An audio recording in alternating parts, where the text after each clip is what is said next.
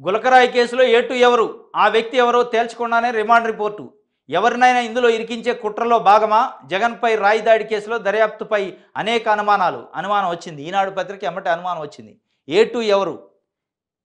ఏటు కూడా మీరే చెప్పండి మరి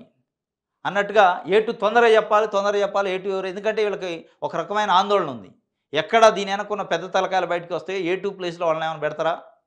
ఇప్పుడు డైరెక్ట్ ఇన్వాల్వ్ అయింది సతీష్ కుమార్ కానీ ఆయన ప్రోత్సహించింది ఎవరు ఆయనకు ఆ బాధ్యత అప్పచెప్పింది ఎవరు అనేది బయటకు వస్తే ఏ2లో వస్తారు ఏ3లో వస్తారు ఏ4లు కూడా వస్తారు దీని వెనకున్న కుట్ర మొత్తం బయటకు వచ్చే అవకాశం ఉంది కాబట్టి ఇరికించే ప్రయత్నం చేస్తారా ఎవరిని ఇరికిస్తారు ఎందుకు ఇరికిస్తారు ఉట్టినే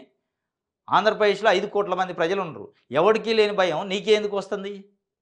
ఎవడికి లేని ఆందోళన నీకే ఎందుకు వస్తుంది అంటే దీని వెనకున్న గుమ్మడికాయల దొంగవుడు అంటే భుజాలు దడుకుంటున్న పరిస్థితి తెలుగుదేశం పార్టీకి సంబంధించిన మీడియా కానీ తెలుగుదేశం కానీ ఉన్నట్టు అర్థమవుతుంది సీఎం జగన్పై గులకరాయి విసిరిన కేసులో విజయవాడ పోలీసులు గురువారం అరెస్ట్ చూపించారు అజిత్ సింగ్ నగర్ వడ్డెర కాలనీకి చెందిన సతీష్ అలియాస్ సతీని నిందితుడిగా తేల్చారు ఏ1గా సతీష్ను చూపించిన పోలీసులు ఏ2గా ప్రోద్బలంతో జగన్పైకి రాయి విసిరాయని చెబుతున్నారు కానీ అలా ప్రోత్సహించిన వ్యక్తి ఎవరన్నది తేల్చకుండానే కోర్టుకు రిమాండ్ రిపోర్ట్ సమర్పించారు అంటే ఈనాడు పత్రిక ఎట్లుంటుందంటే పోలీస్ ఇన్వెస్టిగేషన్ ఎట్ట చేయాలో కూడా వీళ్ళే చెప్తారు ఏ1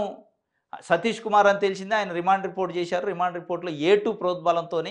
ఈయన ఏ1 చేసిండు ఆ ఏ2 ఎవరు అనేది వాళ్ళు కొంత ఇన్వెస్టిగేషన్ కాన్ఫిడెన్షియల్స్ ఉంటాయి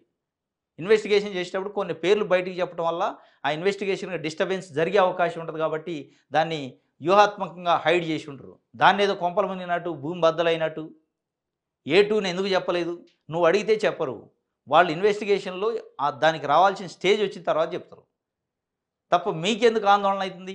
ఆంధ్రప్రదేశ్లో ఎవరికి లేని ఆందోళన మీకెందుకు అవుతుందంటే దీని వెనక ఎవరన్నా మీకు సంబంధించిన వ్యక్తులు ఉన్నారా అనేది కూడా ఇవాళ ప్రజలు చర్చించుకునే పరిస్థితి